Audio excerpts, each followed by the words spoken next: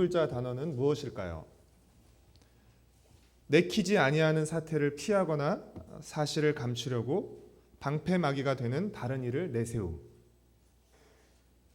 한 가지 뜻이 더 있습니다. 잘못한 일에 대하여 이리저리 돌려 말하는 구차한 변명. 바로 핑계입니다. 잘 되면 제 탓, 안 되면 조상 탓. 핑계 없는 무덤은 없다는 말처럼 우리 모두는 핑계와 탓하기의 명수들입니다. 가르쳐주는 사람이 없어도 우리를 포함해서 우리 아이들의 핑계대는 기술과 수법은 나날이 교묘해지고 발전하고 있습니다. 지난 시간에 살펴본 사사기 1장의 결론은 무엇이었죠? 이스라엘의 각 지파가 자신들이 분배받은 땅에서 가나안 족속을 완전히 쫓아내지 못했다는 것입니다. 이것이 1장의 결론입니다.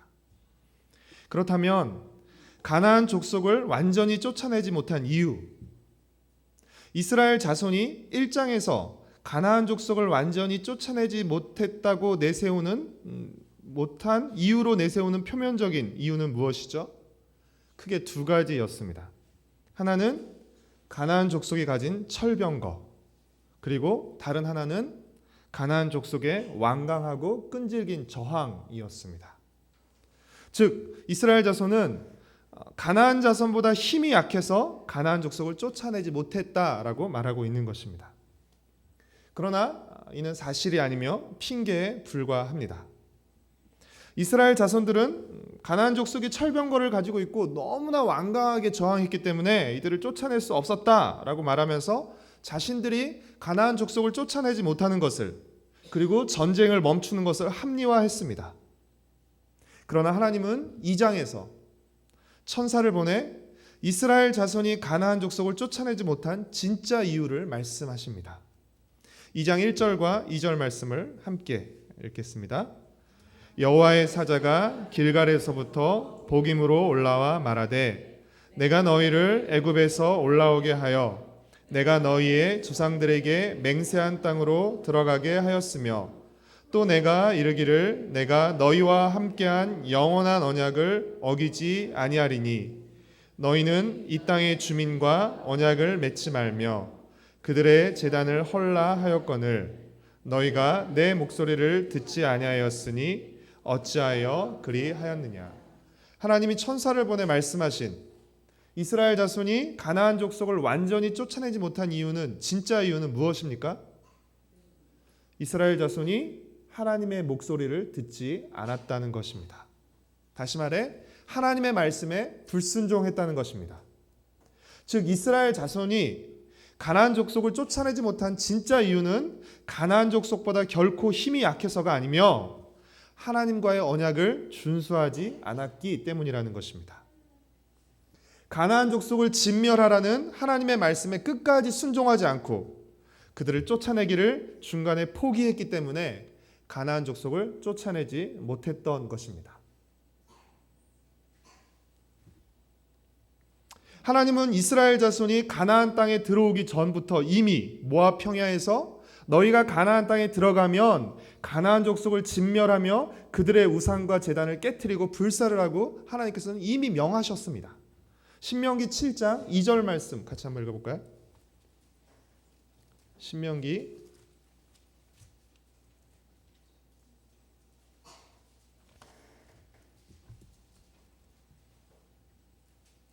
7장 2절 말씀입니다. 함께 읽겠습니다. 내 하나님 여호와께서 그들을 내게 넘겨 내게 치게 하시리니 그때 너는 그들을 진멸할 것이라.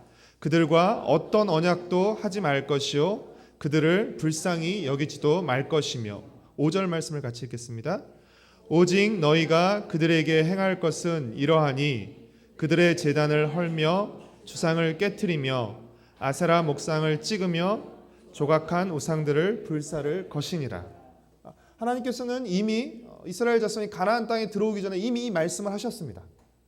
그렇죠? 그리고 여호수아도 죽기 전에 이것에 대해서 다시 한번 이야기했습니다. 여호수아 23장 13절 말씀입니다.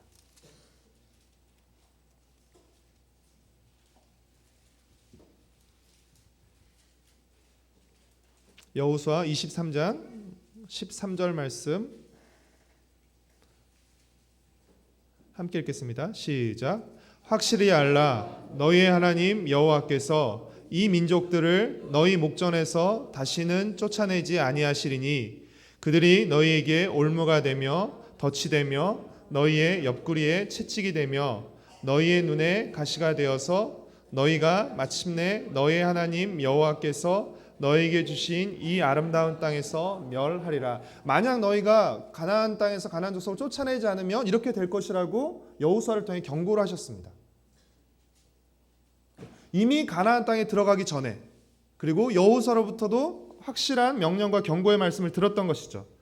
그런데도 불구하고 이스라엘 자손들은 가나안 족속이 가진 철병거를 이유로, 또 가나안 족속의 끈질기고 완강한 저항을 이유로, 그리고 무엇보다도 가나안 족속의 노역을 통한 경제적인 이익을 이유로 하나님의 말씀에 순종해서 끝까지, 그리고 철저히 가나안 족속을 쫓아내지 않고 적당한 선에서 싸움을 멈추고 그들과 언약을 맺고 그들과 함께 섞여 살기로 타협한 것입니다.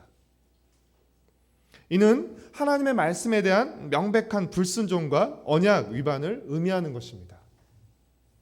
이에 대해 하나님은 뭐라고 말씀하시죠? 다시 사사기 2장으로 돌아와서 사사기 2장 3절 말씀을 같이 읽겠습니다. 그러므로 내가 또 말하기를 내가 그들을 너희 앞에서 쫓아내지 아니하리니 그들이 너희 옆구리에 가시가 될 것이며 그들의 신들이 너희에게 올무가 되리라 하였노라. 이스라엘 자손이 하나님의 말씀에 불순종해서 가나안 족속을 쫓아내지 않았기 때문에 하나님도 가나안 족속을 쫓아내지 않으시겠다는 것입니다. 그리고 이스라엘 자손이 쫓아내지 않고 남겨둔 그 가나안 족속이 이스라엘 자손을 아프게 하는 가시가 되고 또 이스라엘 자손을 올가매는 올무가 되게 할 것이라고 말씀하셨습니다. 자신들의 이익과 편리를 위해 쫓아내지 않고 남겨두었던 그 가나안 족속들이 옆구리에 박힌 가시처럼 그들을 아프고 고통스럽게 만들고 또 짐승을 잡는 덫처럼 그들을 위험하게 위태롭게 만들 것이라는 말씀입니다. 이는 하나님의 말씀에 불순종하고 타협한 이스라엘 백성들을 향한 하나님의 책망과 경고라고 할 수 있습니다. 천사로부터 하나님의 책망과 경고를 전해들은 이스라엘 자손들은 어떻게 반응합니까? 4절과 5절 말씀을 함께 읽겠습니다. 여호와의 사자가 이스라엘 모든 자손에게 이 말씀을 이르매 백성이 소리를 높여 운지라. 그러므로 그곳을 이름하여 보김이라 하고 그들이 거기서 여호와께 제사를 드렸더라. 백성들은 천사의 말을 듣고 큰 소리로 울었습니다. 그래서 그곳의 이름이 우는 자들, 통곡하는 자들이라는 뜻을 가진 보김이 된 것입니다. 이스라엘 자손들은 보김에서 통곡한 후에 하나님께 제사를 드렸습니다. 보김의 위치가 어디인지 정확히 알 수는 없지만 창세기 35장 8절에 야곱이 리브가의 유모를 베델에 장사하고 그곳을 우름의 상수리 나무라고 뜻하는 알론 바굿이라고 불렀던 곳에 장사했던 것으로 그러니까 그곳을 알론 바굿으로 불렀던 것으로 미뤄볼 때 학자들은 이 보김이 베델 주변을 가리키는 것으로 여깁니다. 사사기의 결론 부분에 가면 이스라엘 자손이 베델에서 통곡하는 모습이 3번이나 나타나고 있습니다. 그러니까 사사기의 처음이 이 통곡으로 시작하고 사사기의 결론 또한 통곡으로 끝나고 있는 것이죠. 사사기는 통곡으로 시작해서 통곡으로 끝나는 통곡의 책인 것입니다. 하나님의 말씀을 듣고 큰 소리로 우는 것, 하나님 앞에 나아가 통곡하는 것은 결코 잘못된 일이 아니라 오히려 바람직하고 잘하는 것입니다. 그러나 사사기에서는 이 통곡이 문제가 되고 있습니다. 왜 그럴까요? 하나님의 말씀을 듣고 통곡하는 것, 하나님 앞에 나가서 통곡하며 기도하고 예배하는 것, 이거 굉장히 바람직하고 좋은 일이죠. 하지만 사사기에서는 이 통곡이 문제가 되고 있습니다. 약간 부정적인 뉘앙스로 비추고 있어요. 그 이유가 무엇 때문일까요? 이 통곡이, 하나님 앞에서의 통곡이, 말씀을 듣고 난 이후의 통곡이 진정한 회개로 이어지지 못하고 통곡이 통곡으로 끝나고 있기 때문에 그렇습니다. 이 통곡이 불순종에 대한 하나님의 책망을 듣고 흘리는 눈물이 철저한 회개와 순종에 대한 새로운 결단으로 이어지지 못하고 감정적이고 형식적인 회개로 끝나고 있기 때문입니다. 사랑하는 성도 여러분, 보통 회개할 때 울죠. 그렇죠? 그래서 이 눈물이 약간 회개의 척도가 되기도 합니다. 제 큰딸이 중학교 1학년인데 올 겨울에 처음 중고등부 수련을 갔다 와서 어땠냐 그랬더니 힘들었대. 왜냐면 저녁 때 불 끄고 기도하는데 옆에서 다 울면서 기도하는데 자기는 눈물이 나오지 않더라는 겁니다. 그리고 뭐라고 기도해야 할 말도 없다라는 겁니다. 그래서 굉장히 힘들었다 이렇게 얘기를 하더라고요. 근데 여름 때는 자기도 울면서 기도했다고, 여름 수련 때 울면서 기도했다고 말하더라고요. 여러분, 보통 회개할 때 울지만 운다고 다 회개하는 것은 아닙니다. 사사기를 보면 곳곳에서 이스라엘 백성들이 큰 소리로 울고 부르짖는 모습들이 나옵니다. 우리는 성경을 읽다가 울고 부르짖는 그 장면이 나오면 이것을 곧바로 회개했다고 여기는 경향이 있지만 사사기에서는 이것이 정말 진정한 회개일까라는 의심을 불러일으킵니다. 왜 그럴까요? 왜 이들이 큰 소리로 울고 부르짖으며 회개하고 기도하지만 이것이 진정한 회개일까라는 의심이 드는 이유는 무엇일까요? 이것이 정말 진정한 회개라고 보기 어려운 이유는 무엇일까요? 울고 부르짖는 모습은 나오지만 울고 부르짖고 나서 달라진 모습, 변화된 모습은 사사기에서 찾아보기 힘들기 때문에 그렇습니다. 회개의 진실성은 눈물의 양이나 소리의 크기, 그리고 기도의 길이에 달린 것이 아니라 회개 후에 보이는 변화에 달려 있습니다. 천사를 통해 하나님의 책망과 경고를 들은 이스라엘 자손들은 큰 소리로 통곡했습니다. 그러니까 얼마나 큰 소리로 통곡했으면 그것이 복임이 되었겠어요. 그리고 그 후 뜨겁게 예배했습니다. 큰 소리로 통곡하고 뜨겁게 예배했습니다. 우리는 그들이 큰 소리로 통곡하고 뜨겁게 예배했다는 사실에 주목해야 합니다. 그러나 그뿐 아니라 그 통곡과 예배 후의 삶에도 주목해야 합니다. 만약 그들이 이 큰 통곡과 뜨거운 예배를 통해서 진정으로 회개했다면 울고 예배 드린 후에 그들은 어떻게 해야 하는 것이 마땅한 것이었을까요?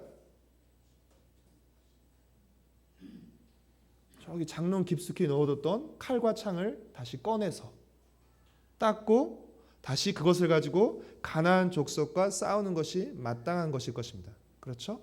지금 자신들이 싸움을 멈춘 것이 하나님의 말씀과 언약에 대한 위반이라는 책망과 경고를 들었어요.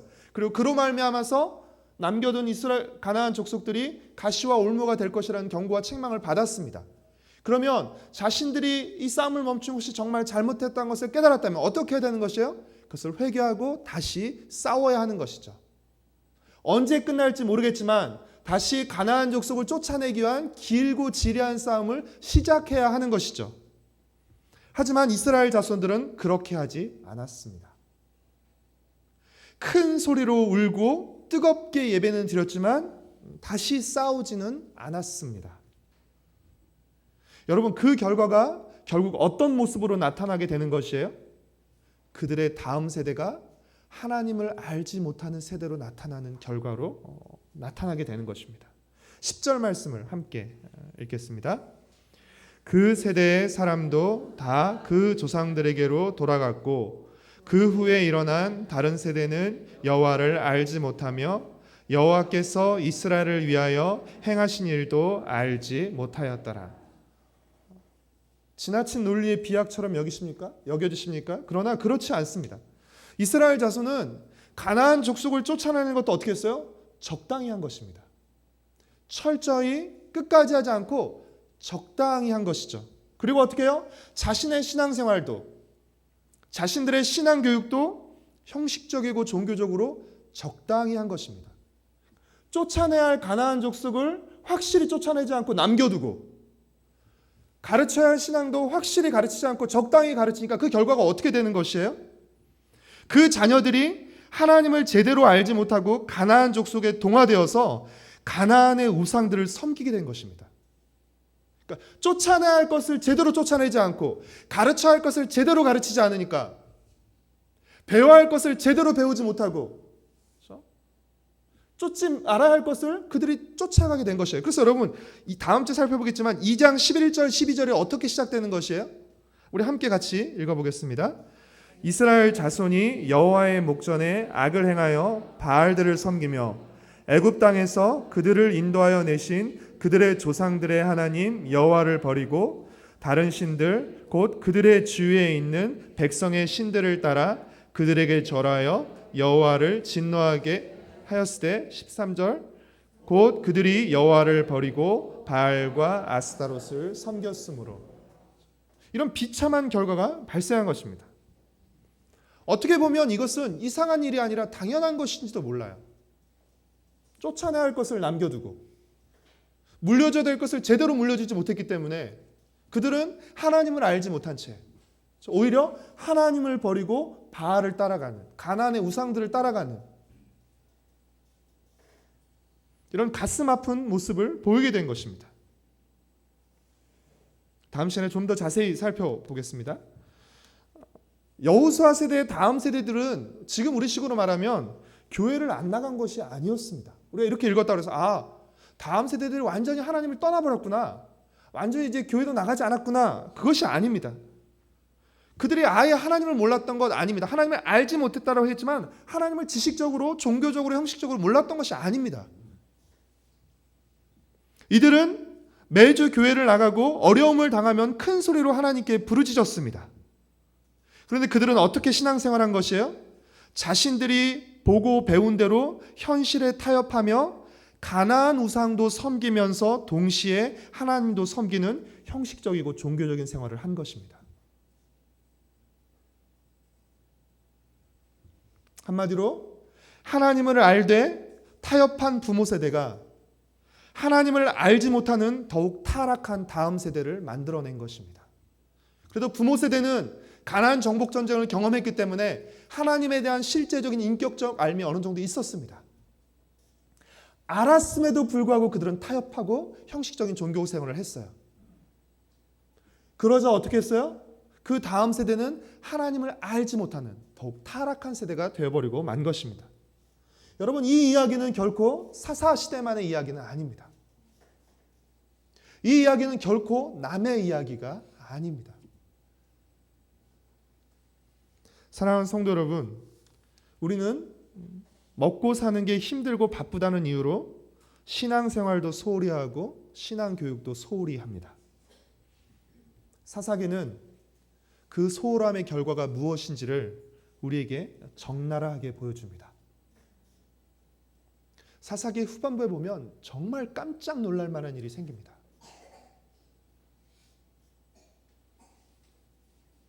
그렇기에 우리는 더욱 정신을 바짝 차리고 똑바로 신앙생활을 해야 하는 것입니다. 제대로 철저히 신앙생활을 해야 하는 것입니다. 우리 자녀와 다음 세대에게 철저히 신앙교육을 해야 하는 것입니다. 여러분 가나안 족속을 대충 싸워서 쫓아낼 수 있어요? 아니요. 대충 싸워서 적당히 싸워서 쫓아낼 수 없습니다. 철저히 지독하게 끝까지 싸워야 쫓아낼 수 있습니다. 여러분 우리의 신앙도 마찬가지예요. 대충 적당히 소홀히 신앙을 가르쳐서 결코 신앙을 물려줄 수 없습니다. 신앙을 물려주기 위해서 어떻게 해야 돼요? 철저히 가르쳐야 됩니다. 제대로 가르쳐야 돼요. 철저히 싸우면 가나안 족속을 쫓아낼 수 없는 것처럼 철저히 가르치지 않으면 신앙을 우리의 자녀들과 다음 세대에게 물려줄 수 없습니다. 오늘 복음에서 이스라엘 자손들은 하나님의 천사로부터 말씀을 듣고 울고 기도합니다. 이 복음을 맴돌이하는 실패의 자리가 아니라 맴돌이하던 옛삶을 끊고 새로운 삶으로 나아가는 새로운 출발과 도약의 기회로 삼기를 원하면서 오늘 본문이 주는 세 가지 교훈을 짧게 살펴보고자 합니다. 첫 번째 교훈은 우리는 핑계대지 말고 하나님의 진짜 이유를 받아들이고 인정해야 합니다. 이스라엘 자손을 가나안 족속을 쫓아내지 못한 이유가 철병거와 끈질긴 저항 때문이라고 했습니다. 그러나 그것은 표면적인 이유일 뿐입니다. 공식적으로 내세우는 이유일 뿐입니다. 진짜 이유는 어디에 있었던 것이에요? 이스라엘 자손 안에 있는 불순종과 타협과 욕심에 있었던 것입니다. 우리는 어떻게 해요? 다른 사람을 탓해요. 조상 탓도 하고 환경을 탓을 하고, 그렇죠? 자꾸 우리 밖에서 어떤 이유를 찾습니다. 그리고 그 사람 때문에, 내가 이러한 환경 때문에 그렇게 할 수 없었노라고 말합니다. 물론 환경에 영향을 받기 때문에 그런 부분이 완전히 없다고 할 수 없어요. 많은 것이 우리에게 영향을 미치고 우리를 힘들게 합니다. 하지만 그것이 진짜 이유냐 하는 것입니다. 여러분, 언제나 하나님이 말씀하시는 게 진짜 이유입니다. 언제나 하나님이 말씀하시는 게 진짜 이유입니다. 왜냐하면 하나님은 우리의 마음과 양심을 감찰하시며 하나님의 말씀은 우리의 혼과 영과 관절과 골수를 찔러 쪼개며 마음과 생각과 뜻을 판단하시기 때문입니다. 그래서 날마다 우리가 말씀 앞에 나가야 돼요. 예배 때 말씀을 들으면서 어떻게 해요? 정말 그 하나님의 말씀 앞에서, 그렇죠? 우리의 진짜 속마음을 감찰하시고 진짜 이유를 말씀하시는 그 하나님의 말씀을 우리가 듣고 우리를 살펴야 하는 것입니다. 날마다 말씀 묵상을 통해서 그 말씀 앞에 나가서 우리의 내면을 살피는 것이, 우리는 다른 사람에게 얼마든지 우리를 합리화하면서 그럴듯한 이유 얼마든지 만들어낼 수 있습니다. 왜요? 어려서부터 너무 많이 해왔거든요. 날마다 새로운 이유 만들어낼 수 있습니다. 정말 모든 사람들이 박수치고 고개를 끄덕거릴 만한 이유 만들어낼 수 있어요. 하지만 하나님의 말씀 앞에서 핑계대서는 안 됩니다. 하나님의 말씀 앞에 핑계대지 말고 말씀을 거부하지 말고 말씀을 받아들이십시오. 하나님의 말씀을 진짜 이유로 받아들이고 인정하는 것, 이것이 겸손이고 이것이 지혜입니다. 어떤 때는 말씀이 너무 불편해요. 말씀을 이렇게 내치고 싶을 때가 있습니다. 그렇죠? 그것은 무엇이에요? 그만큼 우리가 하나님으로부터 멀어져 있다는 것을 의미하는 것입니다. 말씀으로부터 그만큼 우리가 멀리 와 있고 그만큼 왜곡되어 있다는 것을 의미하는 것입니다. 날마다 말씀의 잣대 앞에서, 말씀의 기준 앞에서 우리를 살피는 것이 필요한 것입니다. 두 번째, 울음은 새로운 시작이 되어야지 끝이 되어서는 안 된다는 것입니다. 울지만 말고 진심으로 돌이켜야 합니다. 우는 것, 찬양 부르는 것, 기도하는 것, 예배드리는 것 너무나 중요하고 귀한 것입니다. 하지만 여러분, 이것들이 우리 삶을 대체할 수는 없습니다. 울고 나서 어떻게 해요? 우리의 삶을 살아야 됩니다. 찬양 뜨겁게 손들고 찬양하고, 하지만 어떻게 해요? 찬양하고 나서 우리의 삶을 살아야 됩니다. 예배 드리고 나서 어떻게 해요? 우리의 삶을 살아야 됩니다. 울고 찬양하고 기도하고 예배 드리는 것으로 우리의 삶을 대신해서는 안 되는 것입니다. 울고 나서가 중요하고, 찬양 부르고 나서가 중요하고, 기도하고 나서가 중요하고, 예배 드리고 나서가 중요합니다. 그래서 예전에 그 율법을 묵상하다가 하나님께서 그 예물을 연납하실 때 어떤 마음으로 드리냐도 하나님께서 그걸 보고 또 받으시면 또 어떻게 해요? 그것을 드리고 나서 그 다음에 말씀에 순종했느냐를 보고 그 재물을 연납하시는 것도 있습니다.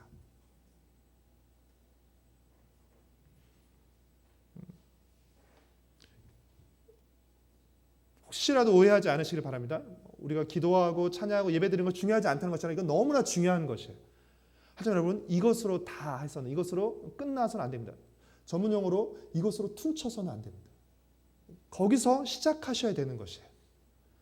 예배가, 기도가, 말씀이 어떻게 해요? 우리의 지나온 잘못된 삶을 끊고 새로운 삶으로, 말씀을 따라가는 새로운 삶의 첫 출발점으로서 그것이 작동해야 한다는 것입니다. 신앙은 대답이나 울음으로 이루어지지 않고 삶으로 이루어진다는 사실을 명심하시기를 바랍니다. 어떤 군대가 좋은 군대예요? 어떤 군대가 강한 군대입니까? 군가를 잘 부르는 군대가 강한 군대 아닙니다.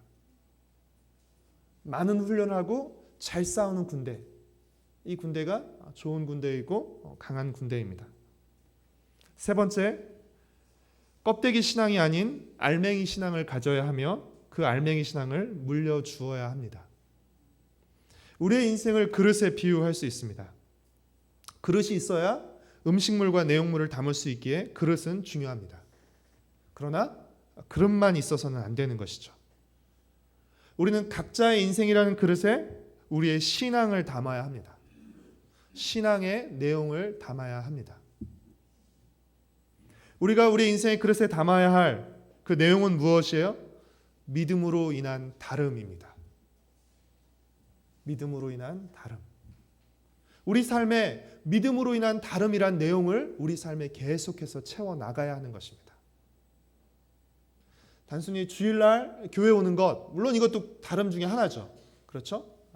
우리가 11조 하는 것, 묵상하는 것, 다름이지만 여러분 어떤 그런 종교적인 형식만으로 여러분이 그 다름을 가지지 말고 어떻게 해요? 실제적인 삶의 다름으로 여러분들이 내용을 채워나가셔야 하는 것입니다. 그래서 우리의 자녀를 비롯해서 우리 주위에 있는 다른 사람들이 우리 삶을 통해서 우리 삶 속에 담긴 우리 삶 속에 배인 우리의 신앙을 보고 느낄 수 있어야 하는 것입니다. 돈이 세상의 주인이라고 믿고 살아가는 사람과 예수님이 내 삶의 주인으로 믿고 살아가는 사람의 삶이 똑같을 수 있겠습니까? 주인이 다른데 어떻게 그 삶의 내용이 똑같을 수 있겠어요? 종교적인 형식만 내세우거나 고집하지 말고 우리 삶에서 실제적인 신앙의 내용을 늘려가고 채워가야 하는 것입니다. 예배 드리는 것, 찬양 드리는 것, 기도하는 것 너무 중요하죠. 해야 됩니다. 그렇죠? 그것이 다름에 이렇게 드러나는 것이죠. 그리고 어떻게 해요? 그것으로 끝나지 않고 그리고 나서 또 어떻게 삶이 달라지는 데를 우리가 보여줘야 한다는 것입니다. 가장 확실한 신앙교육은 무엇입니까? 내가 확실한 신앙으로 살아가는 것입니다. 내가 확실한 신앙으로 살아가는 것만큼 내 자녀에게 확실한 신앙교육은 없습니다. 신앙을 물려준다고 해서 다 물려받는 것은 아니지만 물려주지 않으면 결코 물려받을 수 없습니다. 우리는 어떤 삶의 모습으로 어떤 신앙의 모습으로 살아가고 있습니까? 우리는 자녀들에게 어떤 신앙의 내용을 보여주며 물려주고 있습니까? 우리가 형식적인 껍데기뿐인 신앙으로 살아가면 우리가 그 껍데기뿐인 신앙을 물려주게 되는 것이에요. 그것을 가르치게 되는 것입니다. 그래서 어떻게 해요? 나보다 더 못한, 더 타락한, 그렇죠? 어쩌면 껍데기마저 상실한 그런 신앙을 우리가 전수하게 되는 것입니다. 사랑하는 성도 여러분, 뜻이 있는 사람은 길을 찾지만 뜻이 없는 사람은 핑계를 찾는다는 말이 있습니다. 하나님의 말씀 앞에 우리는 핑계를 찾는 사람입니까? 아니면 뜻을 찾는 사람입니까? 하나님의 말씀을 따라 살아가는 일에 핑계대지 말고 마음과 뜻과 힘을 다해 하나님의 말씀을 따라 살아가는 일에 힘쓰는 여러분이 되시기를 바랍니다. 하나님의 말씀을 진짜 받아들이고 하나님의 말씀을 진짜로 받아들이고 진짜 울고 진짜 돌이키며 진짜 삶을 살아가는 진짜 크리스찬이 되시기를 바랍니다. 그래서 우리뿐 아니라 우리의 자녀와 다음 세대를 진짜 크리스찬으로 키우고 세우는 이 자리에 모인 모든 성도들 그리고 우리의 가정과 새도록교회 공동체가 되기를 간절히 소망하고 축복합니다.